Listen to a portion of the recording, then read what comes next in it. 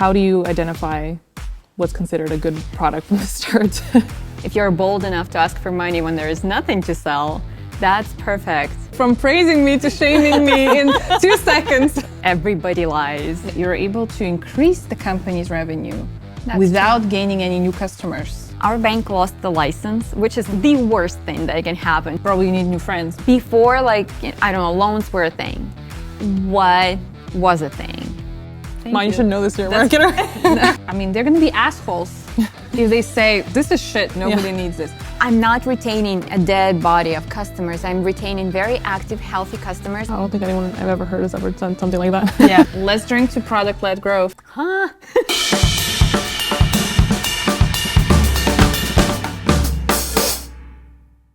Welcome to the Growth Hour, the no BS podcast about growing startups and scaling businesses. I'm Blanca. And I'm Alex. And on today's episode, we are going to be talking about product's role in growth and a little bit about customer retention and customer loyalty programs. And on today's episode, we have a guest who went from being a teacher to being one of the best product experts in FinTech, Kseniya Strelnikova. Welcome.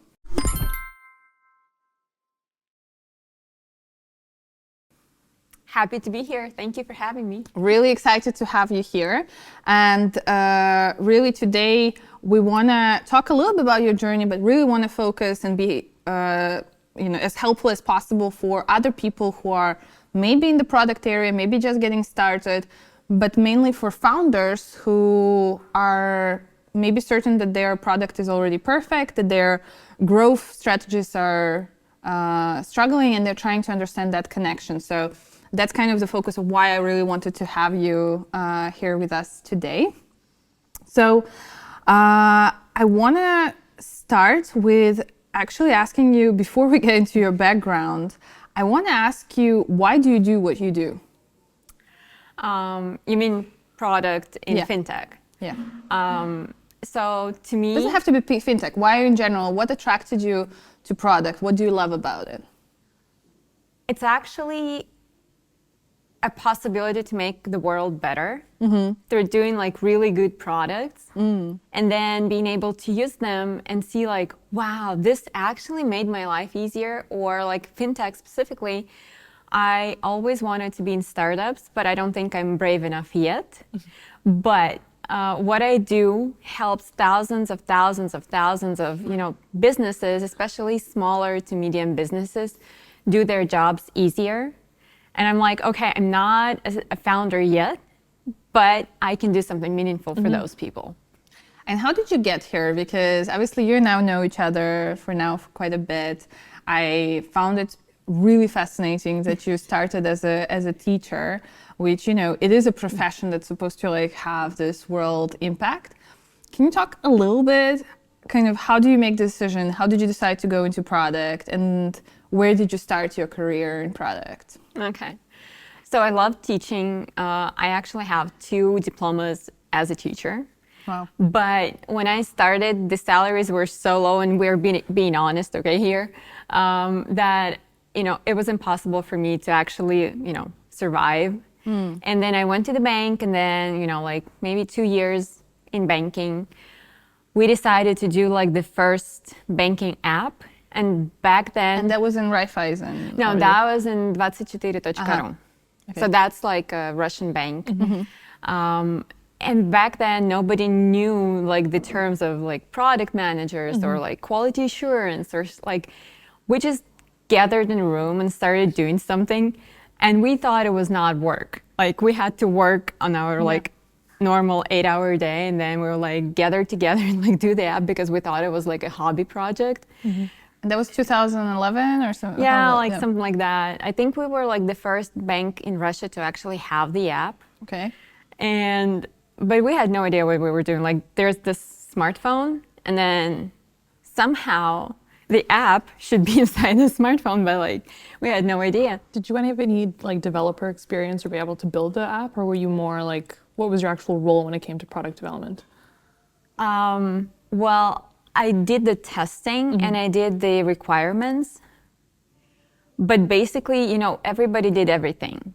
Like if we needed to do something like to draw something, I'm still not good at drawing. Like I think I was born without this beautiful design, gene in my head, but I can take a piece of like paper and a pencil and draw something. So that was like the first product that I was actually, a part of developing. But then, fast forward a few years and I was an account manager for like bigger corporations like Bayer and Stada, who are like, major pharmaceutical companies. And they would always complain how bad the product was. And I would be the person, like a representative of their voices, inside the company. And at some point it like struck me, wow, but what if we did the product right in the first place? Yes, then you don't have to complain about it. Yes. Yeah. I was like, well, how do you do this? Because again, I'm from the Urals, which is like the heart of Russia. So like not a lot of technologies were there at that time. And I found like the very first product management course. It was done by Misha Karpov, if somebody watching knows him. Yeah. And I took the course and I felt like, I knew everything. Now you know everything, you can do everything. Yeah. Yes, but it was like, it's so funny looking back at that. And so that's how I learned what product managers actually were supposed to do, how you actually were supposed to do the product. And how is that? Like what you say is sort of the essence. What's the role of product manager besides like, a lot of times, a lot of startups still don't have product managers. They have, project managers, they have development, leads and whatnot. What do you think is the role of a product manager? I think it's someone who ties it all together. Like a founder has a vision, then the investors have the vision, then your customers have a vision, and then your development team knows the resources. Yeah. And your task is actually to go and talk to everybody involved, bring it into a cohesive description or picture, and then make it happen. So it's like it's an easy role in the sense that you don't need to code, you don't need to do a lot of stuff, but I sometimes feel like it's the most challenging role because you have to be able to communicate with the founders, the investors, the development team, the customers, and then with other product managers who are doing something else on the same product, and have a cohesive vision. So basically, you're kind of trying to figure out where do we need to get to, and how do we get there? How do we make sure that we actually build the product? That's typically, in my experience, always been a product marketing team, somehow meshed into that. Well, product marketing team promotes the product, but in terms of I think that in a lot of ways, but now we're getting into technical stuff, but I like that description because I think that a lot of startups really miss this kind of role sometimes. Can you talk a little bit about sort of that sort of early stage? So at this first bank that you worked for, you were, so you realized that product is important. You realized it's important to build it, well from scratch. How did you go about, what are some of the stages where you understand how to set it up for success so that the company actually can grow? How do you set it up to a point where the product is good enough that you can deliver on the business goals? Well, the number one thing is to be very good at analyzing what the customers want, what the market wants, if there's actually potential to go into that market and sell the product. But also it's I feel like the major part of success is having the founders or the C-level people, how do I say this? Bought in? Yes, but also that they're realistic, that they don't expect you to deliver in 2 weeks, or they're open to hearing what you have to say, because oftentimes, and I'm sure we've all been there, you're so in love with the idea that you have that you're I know everybody will buy it. And then you talk to 100 people, and this has happened to me, Like you talk to 100 people and nobody has this problem. And how you know this? Because they didn't try to solve it. Yeah. Like if they have a problem, they will always try and find a solution, you know, how they can solve it. Like if your shoelace is untied and like, you know, and you're running a marathon, you will find a way to tie the shoe, like no matter what. But then if you are not, you know, bothered by it, then you don't have a problem. The interesting thing is a lot of founders, I think, are even the advice that's given is to just go with that minimal viable product, like to just go out with some, what do we call it, instances of life, like some type of indication that there's life when it comes to that product in the market. But you're advocating to having a product that's done well from the start. So my question is, how do you identify what's considered a good product from the start? Like it shouldn't be a product per se, but it should be something that a vision or idea, something. Yeah, like for example, we did a lot of things, even in banking. Before we deliver something, like we have this notion of a fake door. So you have the app and you change this one screen, you add a button like get this product. And then when a customer clicks this button, nothing happens. But we count the amount of clicks. And then like if we get 100 or so, like for example, I don't know. So we track the funnel, like how many people saw the button, then how many clicked. If we see the traction, that's good enough. But that's like still, we already have an existing product like the app and we just, you know, added the button. But you can do like a website that is done well and like, you know, make a pre-order or like do something, but you need to see like that there is traction basically. And also I think like 10 years. Sorry, and the traction, you mean there are people who are clicking, people who are buying? How do you define traction in that sense? Well, it depends if, you know, if you have something to sell or like if you're bold enough to ask for money when there is nothing to sell, that's perfect. Like, but, and if you're not, if you don't have the legislation that forbids you to sell something that is not ready. Right. But necessarily, like, they should have the interest. I mean, by the customer should have the interest and they should express it vividly, like by doing something. Clicking normally is not enough. Like, we always have like a sign-up form, for example, like leave your, you know, name and last name, your phone number, your company's details. They have to be invested enough to do that. They also need to give you something, so it takes some effort from them, right? Yes. It makes sense. Can you maybe talk about like in that process of like scaling something or growing something early on, maybe you can give us an example of like the most impossible situation where it was something that was very challenging in terms of figuring out a product or a growth problem for you.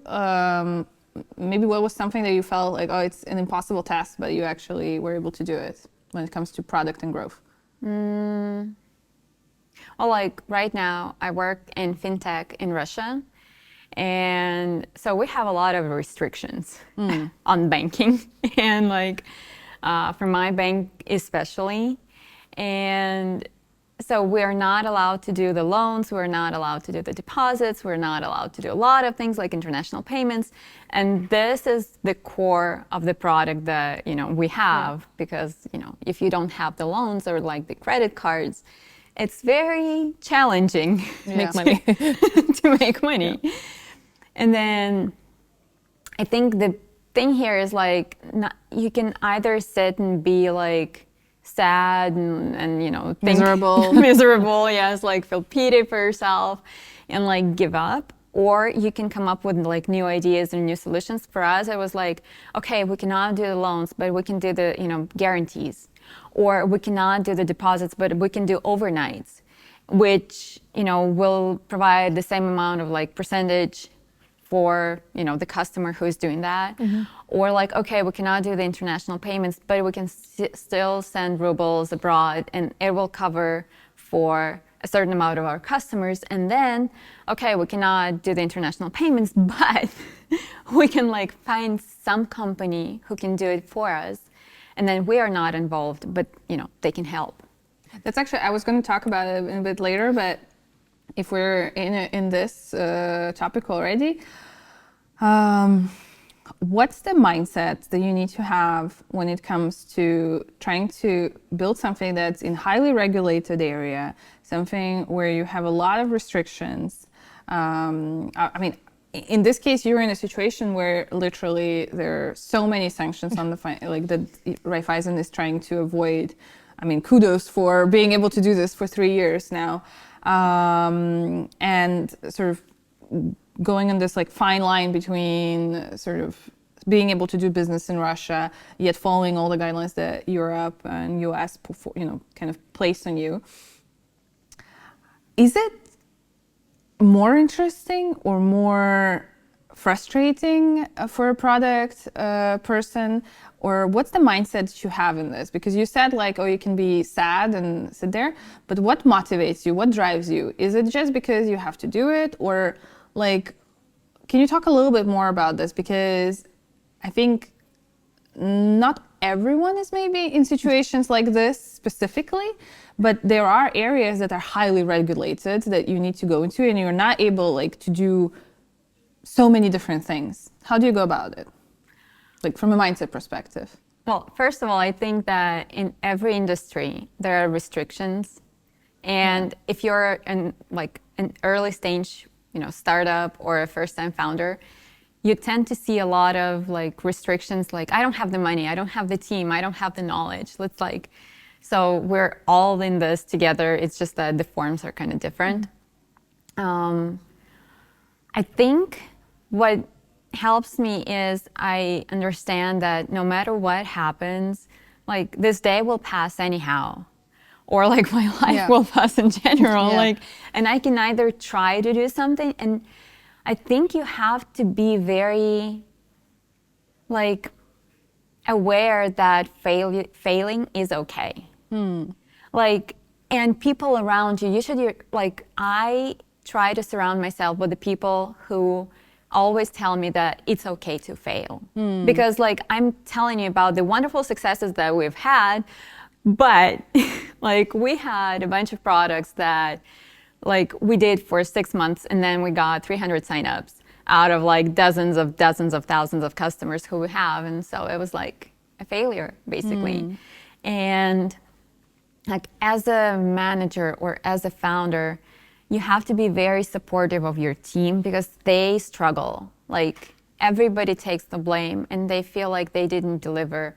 And well, you feel like you didn't deliver, but you have to be very mindful of the people who work with you and be like, hey guys, it's okay. We failed, but we learned. Let's discuss what we learned and then move forward and do something else. I was just gonna ask, as a product leader, I'm curious to know how would you go about in terms of prioritizing what product? So whether you're in FinTech, whether you're advising another startup, how would you help them in terms of determining what products or features should be going out? Because going back to the initial idea of you want to have as perfect as a product as possible, but then their personality or what they're taught is essentially the MVP. How do you kind of mend that to make sure that they're putting the right products and the right features out? And how do you test for those? I call them signs of life, I guess. Like how do you know that they're working towards the right product development? You have to know your customer really, really well. That was the answer I was hoping you were going to give. I was like, please say it.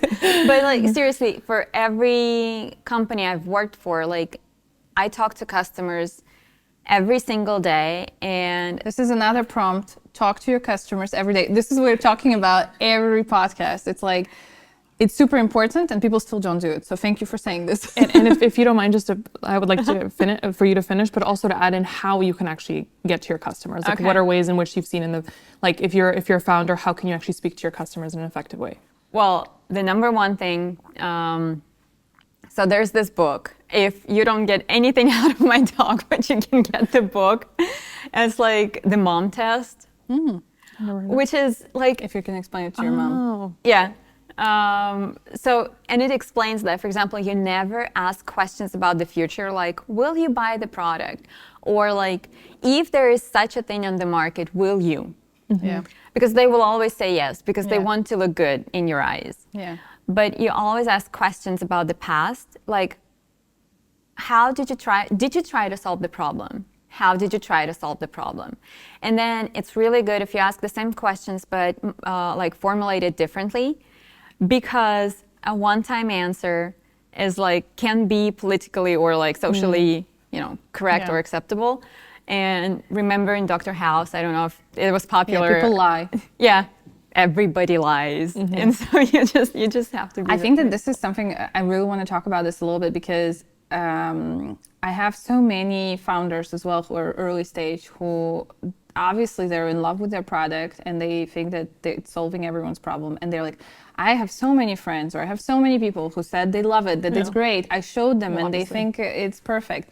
And I'm like, well, if you go to any of your friends, like, I mean, they're going to be assholes if they say, this is shit, nobody needs this.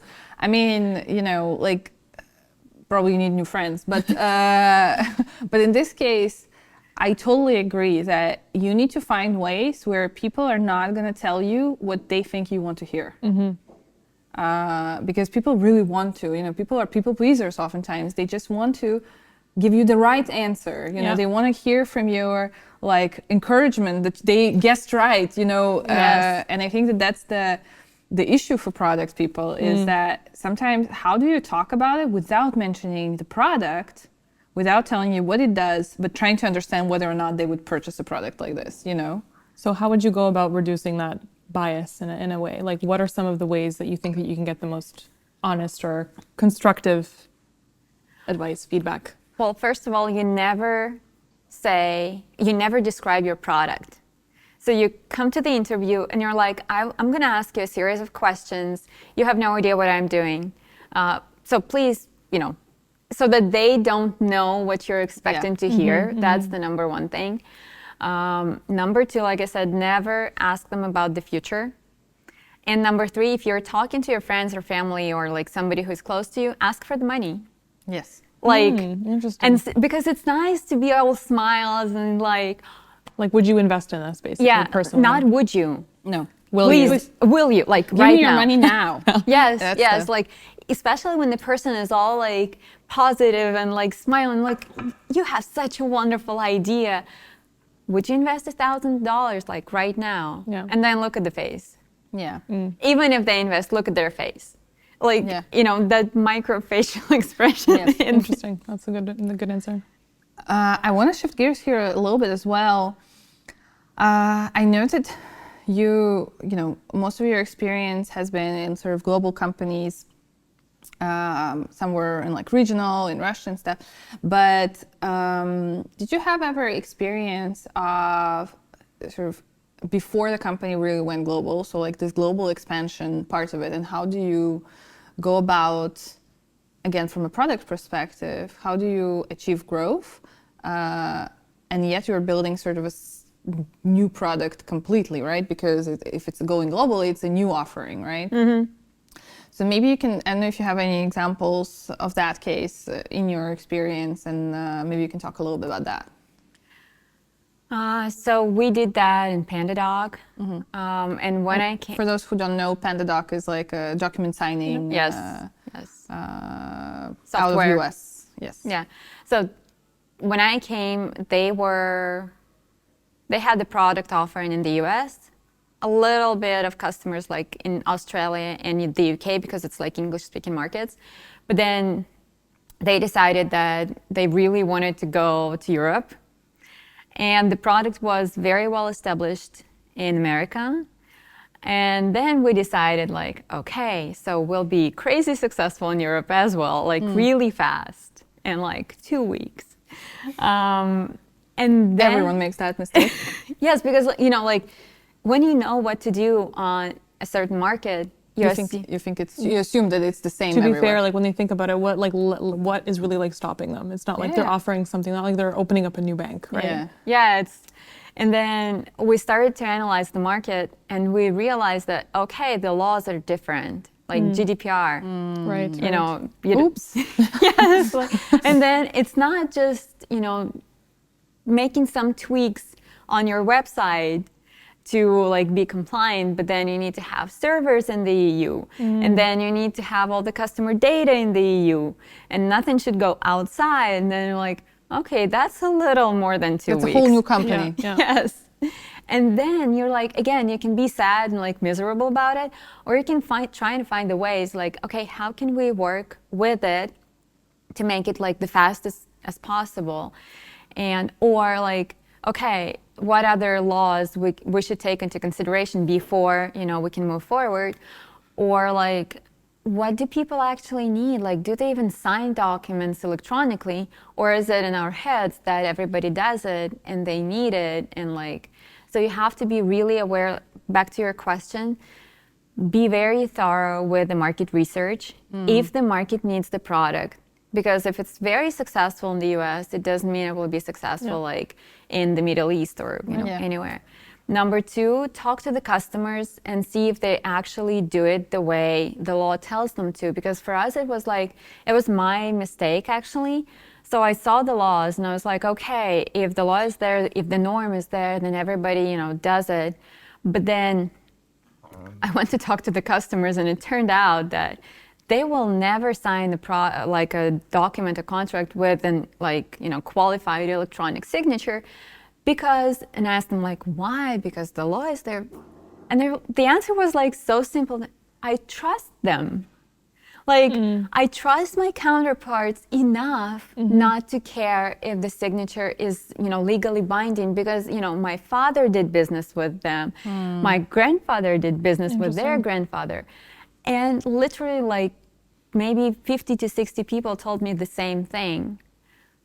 And where was it? Which market, do you remember? Well, we talked to the Germans, we talked to the Netherlands, we talked to the people in Portugal. And it was like, if the business was regional, basically, and, I thought the smaller to medium companies would, benefit from our product, they're like, we don't have the need. Yeah. So that was really interesting. And in the end, what happened? Was it successful? Was the go-to-market to Europe successful? Did you launch to the US? We did launch, but it took us longer than it could have been. But I think it was really good that we did all those steps because in the end we offered a product that was like successful. So we got not like dozens of thousands of customers from Europe. And so like a lot of the customers that we had, they were happy with the offering that we did. And it was a cool thing. Is this a big part of PandaDoc's now business generally? Yes, so we started with 6 countries and now I think the localization is for 20 countries.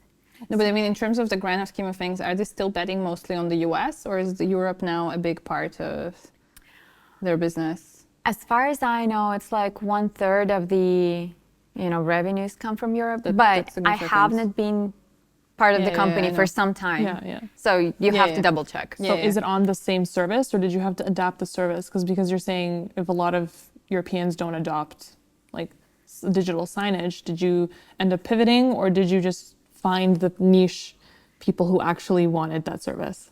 We actually found the niche because there are a lot of companies. It turned out that like they were bigger companies, but there are pretty many companies who do business internationally. Right. Okay. And if they want to expand, and then like many people try to expand nowadays because it's like European market is so small compared to the world's market that and the ambitions grow. And like all of them founders, startups, they want to expand.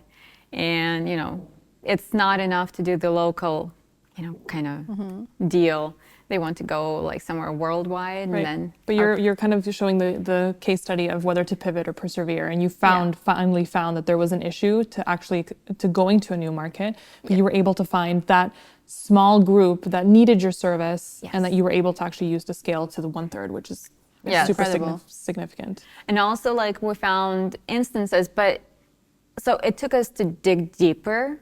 But for example, like the HR documents, they have to be signed, with the legally binding stuff, or like the medical records, or like, hospitals and like universities. But we didn't know that, we thought everybody needed us. It turned out that not everybody, but certain industries, verticals, and so on. Super interesting. And in terms of like, so obviously that's a lot about, we talked a lot today about using product for like growth and being able to sort of expand into new markets, launch new products, all of this. But I know that you're a big advocate on also customer retention, loyalty, and you did a lot of cool stuff. So I want to make sure we talk about this because this is something that people rarely think that they should focus that much on customer retention. That usually comes later once they're growing, and suddenly they realize, oh, it's not enough to just win a customer. You want to make sure you keep them. Right. But I feel like in a lot of sort of your experience, it seems like you went even a step beyond this, where you're using actually customer retention as the main driver of growing revenue.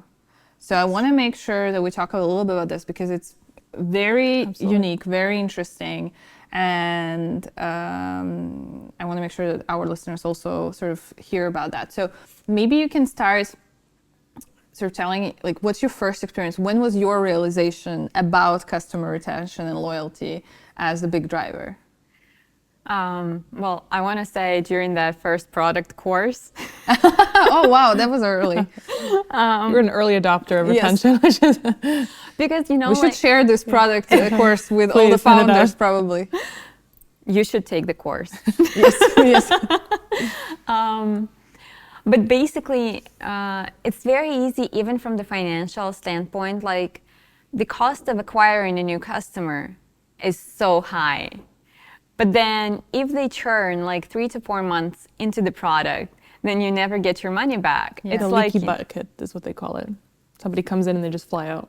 Yes. And then, but if you really work with your customer base, if you get to know your customers and you get to know why they use the product, and then you offer something to them, then basically you have like a customer who will never churn unless, you know, something happens with the business. Or like in my experience, we did the referral programs when like the normal customer acquisition cost for FinTech in Russia is about like €150 per customer. That's significant. Yeah, I think for FinTech, it's normal. It's expensive everywhere. Like it's more expensive then. But if they come through the loyalty or like referral program, it was like €7. Wow. Like 7 to 20 euros basically. And so that's... I don't even know what the percentage is. We need Zoya for a lot. Yes. Zoya's are here to tell us to calculate. We'll put it somewhere. Even if, like, and of course we offered rewards, you know, if you bring a friend to the bank. But it's like, okay, so this is where you can save. And then with the referral, if you do it right, then again, for like in my experience, the normal, like, you know, lifetime for a customer would be like 24 to 26 months. And then if that person has friends in the bank and they do banking together, it was like 46 months. There's more stickiness, as they say, yes. Together, yeah. So it's like, almost like the MLM, you know, like, you know, bring friends and you pyramid scheme. Yes. And then it's like, it's very hard to leave because, you know, everybody, you know, is in that bank. It becomes like a society, like, you know, a social group. Yeah. Can we, and actually, I know you have a lot of actually examples also on the customer retention and all of this, but I wanted to say, like in this particular case, when it comes to sort of maybe creating a loyalty program sounds very overwhelming for some people. It feels like, okay, expensive. I need to give expensive gifts. I need to, I don't know, gamify it. I need to like invest in this whole platform for this.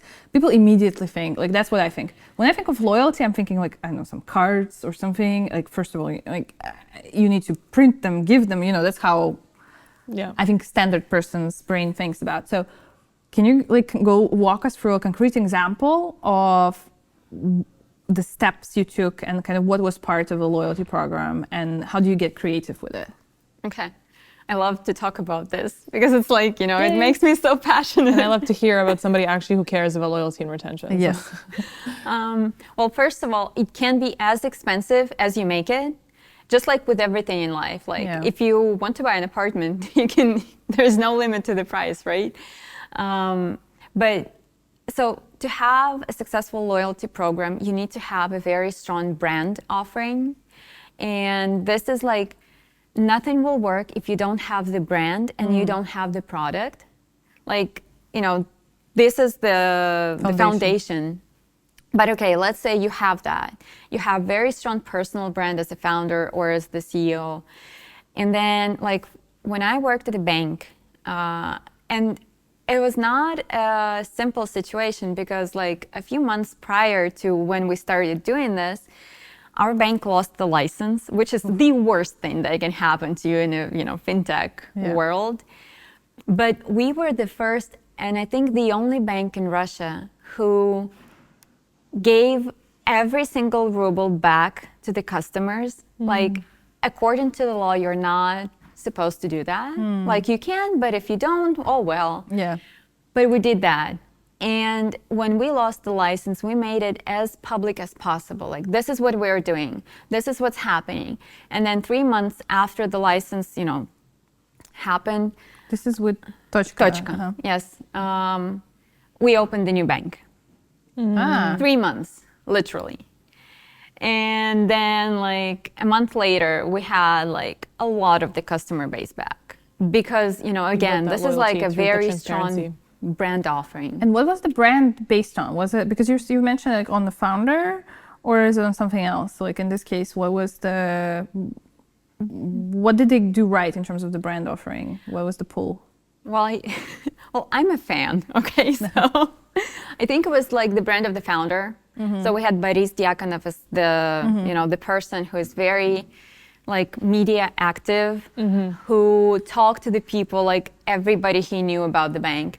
And then he brought the spirit of like, you cannot fail if you try to do something good. Like, it was part of the culture to do everything, new, innovative for the customer. So that was like the cool thing.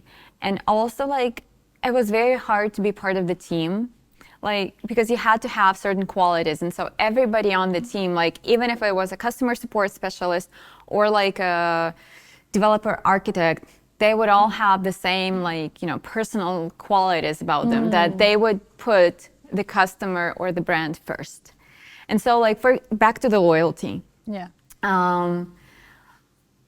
When you say it can be expensive, it can be, but for us, like the two main offerings that we had was a meeting with Boris. Oh, wow. Which costs nothing. Yeah. Well, you can count the... Wait, it was the number one. Yeah, that was like the number one. If you do... So like typically the most expensive one is the cost you nothing. Yes. The second thing was an excursion in the bank, because like we had a very unique management system, which is holacracy. If like you a don't, flat hierarchy. Yes. If you don't know about it, the second book from me is Delivering Happiness, Zappos, which is a very unique company, in my opinion. And some of the employees went actually to Zappos to learn. So read the book. You have 2 books, in case you have a lot of time on your hands. And we did B2B, okay? So we had a lot of founders, and many of them, found it very valuable to learn. And so there's nothing more valuable than when you come to the environment and you see how people actually work. And nobody told us that the customers would come. So when they came and we were in the middle of an argument or like, a working applying process. the principles, basically. Yeah. And they were like, oh, that's how it works. Crazy. And we had a lot of other offerings on the menu. Like, for example, you could, if you did a certain amount of like points, you could get like an Apple Watch or an iPhone or like a laptop, a fancy new laptop. But then at some point we had a problem that we had so many of them because customers were not claiming them because they were saving their points for the excursion or like the meeting or like something. It was like, wow. Like, so back to and the number one thing that was always like sold out was the merch. That's crazy to me, honestly, because every company I've worked with, I started off when I did loyalty and retentions in the big organizations, they all were obsessed with merch. But merch is so expensive to actually, like the shipping, the prep for everything, and like the getting it done. Sometimes it's like shitty merch. And it's, you just get like something that's not like relevant. But then so let me ask you this, how did you make merch successful? How did you revive merch? Well, again, merch is useless if you don't have the brand that people want to promote. That's it, yeah. Like, okay, let's look at your shoes, for example. Like, please sponsor me. But you wear them because, they're comfortable, they stand for something. Yeah. Or like house merch. I love house merch. Yeah. I have like a t-shirt and I have like a shopper, great quality. Good job. Product placement. Now I should be like, there's a link to buy it, but there is no link to buy it. It's sold out. Maybe. Pre-order. Oh, yes. Thank you. You should know this, you're a marketer. Wow, this is it went to shaming very quickly, from praising me to shaming me in 2 seconds. That's how we do. But, okay, so assuming you have the brand, you should know what your customers stand for. Like, for example, one of the most successful merch that we had, so we had an advertisement campaign that Tochka's customers, they were for, like, it's a really cool advertisement, but basically, so it showed our customers in their work environment, and it was like, we stand for clean streets and like no bureaucracy and like honest communication, or like, I don't know, paying taxes and like whatever. And then we printed like sweatshirts with this, like, I stand for like honesty and openness and like all that, and it was like, why I get goosebumps when we talk about, I know, especially like I feel like in Russia that's a particular thing of like sort of voicing what you stand for and what you don't stand for, right? And then like somewhere here it was like a Tochka's logo. You created like a lifestyle brand almost. Yes. Like that. Yeah. And then everybody wanted to have this like t-shirt or sweatshirt because it was like, this represents me, like not the brand, but me. Yes. But then also I'm associated with the brand that stands for that.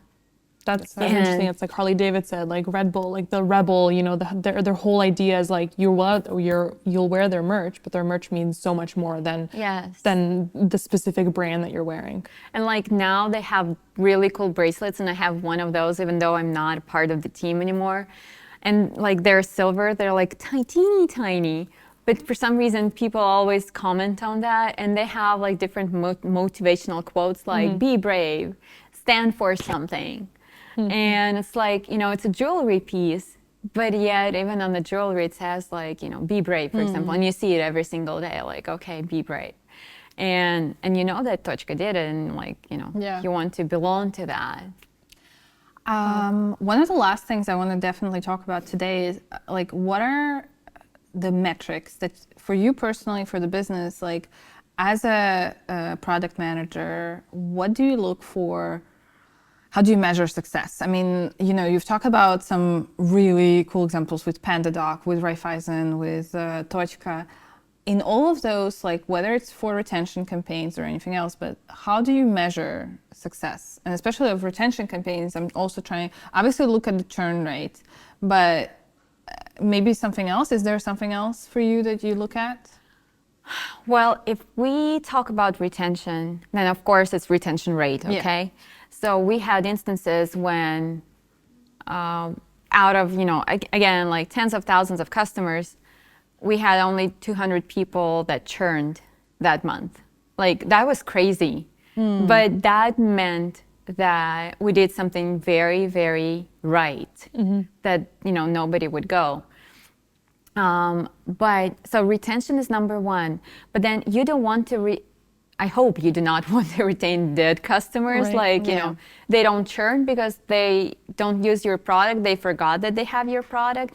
So the number two, I would say, track if the customers you have are active, and you define what active is to you. For example, I don't believe in like the most common, I would say, metric for mobile apps or like, desktop applications is the monthly active users. Because generally... That doesn't indicate anything. Yes. Yeah. It means that they logged in and then they Yes. logged out. That's a really good point. But instead, you can have the active monthly active users. And for me, it means like, okay, I'm in FinTech. An active user would transfer the money, get Yes. the money, change the requisites of the company, add something new, activate a product, deactivate the product. So does something meaningful in the app. And that's what I track when, and I don't believe in the, just the monthly active users, because especially if you have salespeople, it's very easy to hack. Like, your company is behind, your investors want to see that you're doing something, and you just tell your customer, like customer success or sales or, an outsourced call center in India, please call my customers and make them log in. And then, Oh, that's true. Wow. Please don't do that. Yes. Please. but now you know the hack. Like, I can tell you all about hacks, but that's a different podcast. But then it's very hard to hack like a payment. Right. And we went even further. For example, I know that for a certain profile of customers, so we separated the customers into many, many groups, like literally many, many groups. And Otherwise known as segmentation, which I was hoping that you were going to talk a little bit about more. we can do, but and I know what each group is supposed to do in terms of payments. For example, if I'm the предусетник, Like an entrepreneur. An entrepreneur, yes. I probably in Russia, I will every month transfer the money from my entrepreneurial account to my personal account. I will do it no matter what. I will probably get the money, and then I'll probably do like some payments. So these are the three categories of payments that a company with this profile will have. Or if I have employees, then I will pay salaries, I will pay taxes, and then I'll do something else. And so I track if all those groups of customers do what they're supposed to do. So I'm not retaining a dead body of customers. I'm retaining very active, healthy customers. And then if something goes wrong and I can see that the number of customers doing those things, is getting not as, how do I say this? Basically, Preferred. yeah, it's Not a going preferred down. action. Yeah. I was looking for a fancy word, didn't find it, Sorry. sorry. Then we start working with that specific group of customers, like see what they don't like.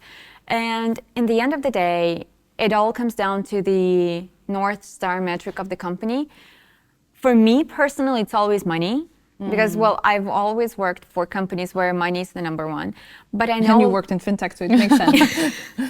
But for companies like, Uber, for example, or we had a company in Russia, Yedadeal.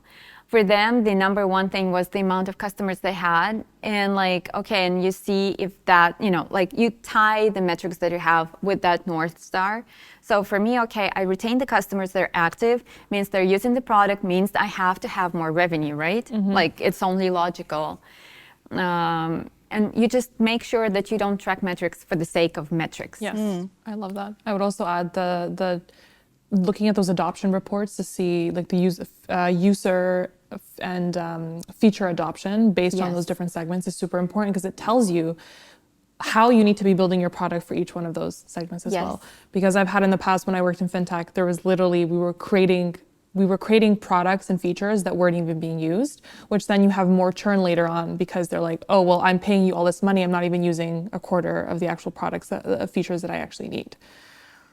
That's true. I think that it's also one thing that I find super fascinating, obviously, since I know you, I know the story a little bit, but what surprised me is not just when you talk about retention and loyalty and working with your current base of customers, that you're actually able not just to retain them, but to grow revenue from this. And I know that this is sort of what you are currently working on at Raiffeisen. I don't know if you're able to talk to us, but a little bit kind of, it's super fascinating to me that you're able to increase the company's revenue without gaining any new customers. That's something that I think to me was unheard of. Yep. So I know people talk about upsell and all of that, but in your case, there's also additional restrictions placed where Yes. you're not able to do a lot. Can you talk a little bit about that? Because it's, to me, probably the most fascinating thing I heard in the last year. Okay. So this situation basically is that because of the restrictions, we're not allowed to open new accounts. So we're limited to like 50-ish accounts per month. But then we still have the financial goals, and we still have like, customer retention and, upsell and everything, because we still have the salespeople, the sales team, and they need to do something, right? And we need to give them new products. But it was like, how do I say this? It was a very ambitious goal to increase the revenue. And you start thinking, okay, how can you do it? And for us, like the number one thing, since the, key interest rate right now in Russia is pretty high. Okay, the number one thing is we need to somehow help the people or make the customers keep the money in the bank so that we could, each bank does that, invest that like overnight as a bank, and then get percentage on that. But how do you do that when in every other bank they can get 25% on their deposit easily, and for us it was 0%. So, and when people, tell me like, well, it was easy for you to double the revenue because the interest rate is so high. Well, it is in a sense, but then how do you keep the money? How do you make, customers keep the money so that we could profit off of the rate? And again, that's about the segmentation. That's about, giving the customers what they really, really need so that they feel loyalty to the brand, loyalty to the bank to keep the money. And then the number two thing is that, again, what we did, did a lot of segmentation. Thank you. The word of today, segmentation.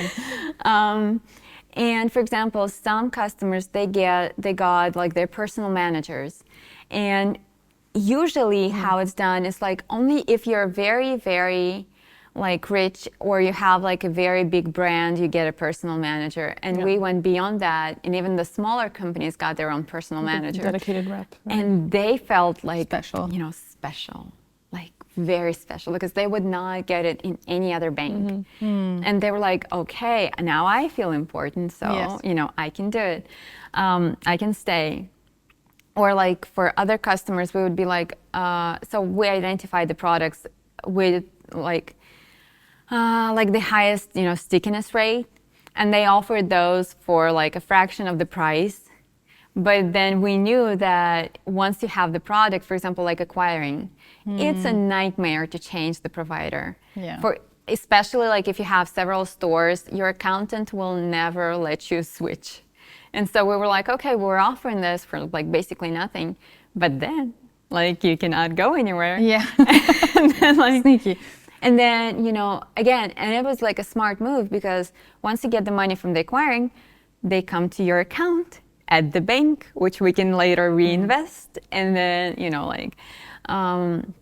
and so you do little tweaks like that in the product. And then, but when I say this, it sounds very easy, like almost like, why didn't you think of that before? But it doesn't. To me, it doesn't, but okay. But then it takes a lot of time, and then it takes a lot of like sitting together with the team to identify, okay, what haven't we thought about before? And like going through a lot of competitors, a lot of like history books, or like, okay, if you don't, before like, I don't know, loans were a thing, what was a thing? Or like, well, I don't think anyone I've ever heard has ever done something like that. But situations like this, they are unprecedented. Like I could not go to the market and find a mentor who would mentor me how to be a good manager, or like, for a founder, for example, like you cannot go and find somebody who been solved there. this problem before, because it's new. Like, so what was there before the loan? What did you find out? Nothing, actually. But that was a good example. But I mean, was there something that you find that you were not thinking about before?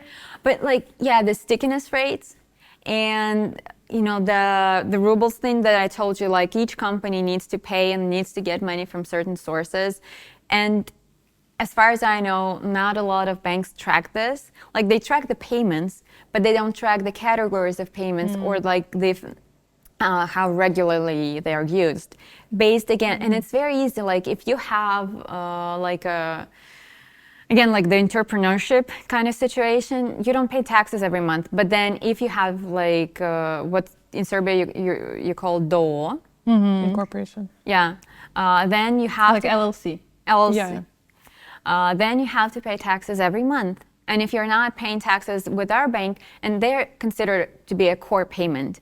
So if you're not doing this with our bank, then the customer probably does not think of us as their main bank. And then we need to do something to make them switch.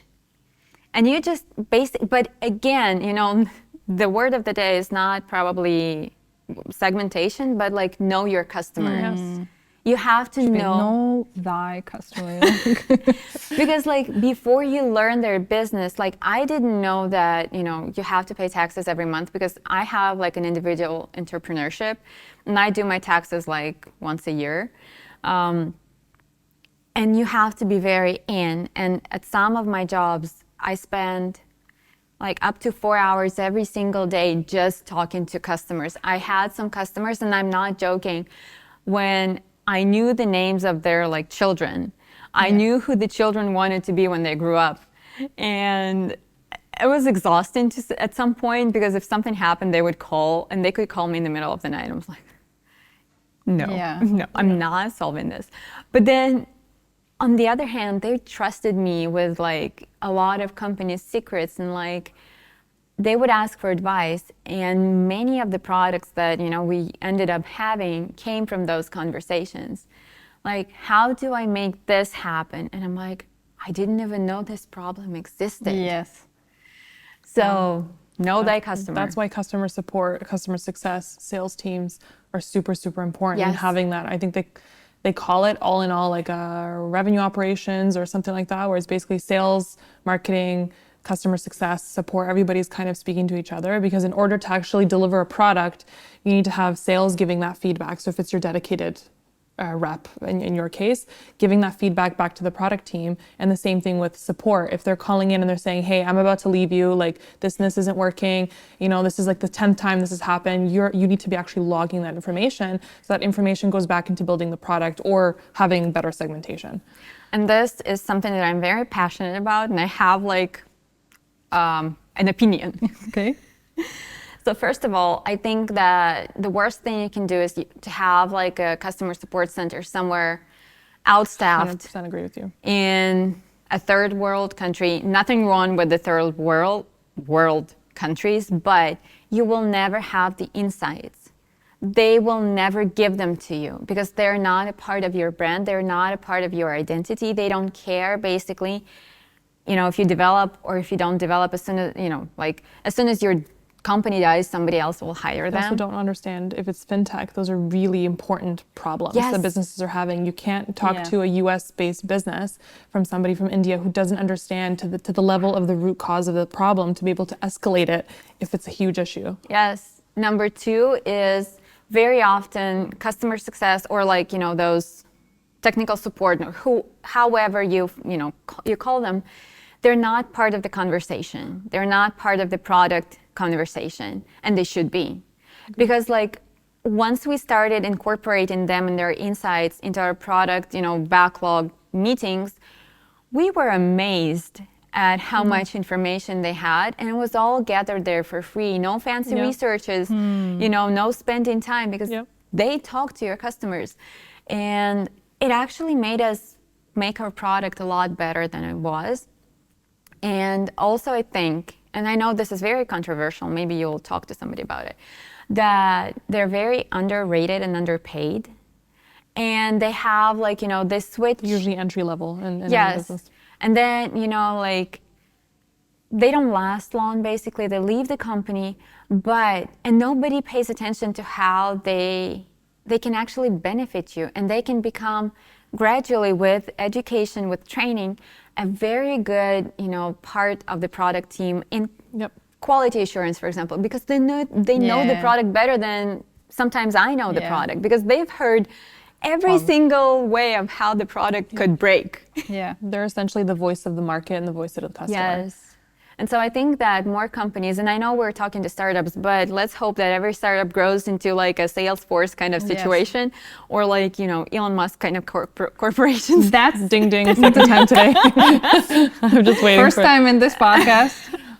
But like, when you do, like, you know, remember that those people are the most important people who do a lot of work talking to the customer when you don't have the time or desire or... Wow, which is an organic way to grow without having to focus on spending money too. I want to wrap this up, and we're going to do sort of the rapid fire questions that we always do. Before that, one quick thing, what would be the one advice you would give to a founder that he has to like totally nail down when it comes to product? Let's assume that he doesn't have a product or a person or a CPO. What is the first thing, like right now, he goes, what should he do? What should he check? What should he pay attention to? Earlier stage. Early stage. Set up calls with the customers. Talk to your customer. Thank you. Let's do the rapid fire questions. Okay, so we're gonna run through these. If you feel like you need to give a quick explanation, context, you can do it. But it's basically one or the other. You just have to gut reaction answer them. Okay. Product-led growth versus sales-led growth. Product. Okay, thank you. One more time, product-led. I mean, she's a product team. What else could I say? LTV or CAC-driven marketing? LTV. Okay. Early adopter feedback or market research? Both. Interesting. Good, thank you. I had my own bias into these questions, clearly. Fail fast or play it safe? I think it depends. My personality is fail fast. Cool. You talked a lot about failing positively in this because if you episode. don't fail, you don't learn. Agreed. And then the last one is work-life balance or hustle culture. Since you're kind of in both worlds, you know, a little bit.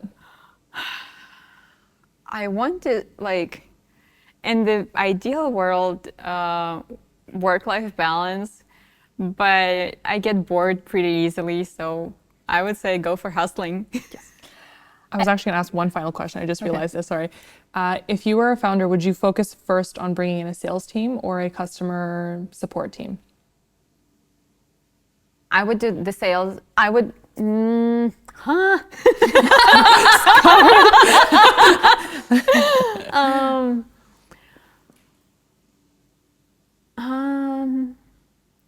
okay, I think I would do the sales myself. As a founder? As a founder. Okay. And then I would bring in the support. Awesome. That's what I would do.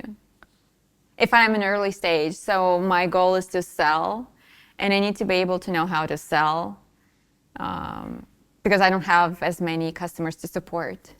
Yeah. That's my idea. That's wonderful. Thank you so much. Thank you. This was amazing. And I'm really glad we were able to have more of a product conversation. Yes. Because it's always, you know, product and marketing kind of have to work together. And for growth, you need both. And, you know, of course you need sales, but sales everyone sort of has. But I think in this particular thing, you mentioned so many cool things that I think both early stage and later stage founders can really find useful. So thank you so much for Thank you. I think you showed that coming. Product can also be very strategic as opposed to just like developer side, which I think a lot of people don't realize. Let's drink to product-led growth. Thank you. And with that, we end our growth hour.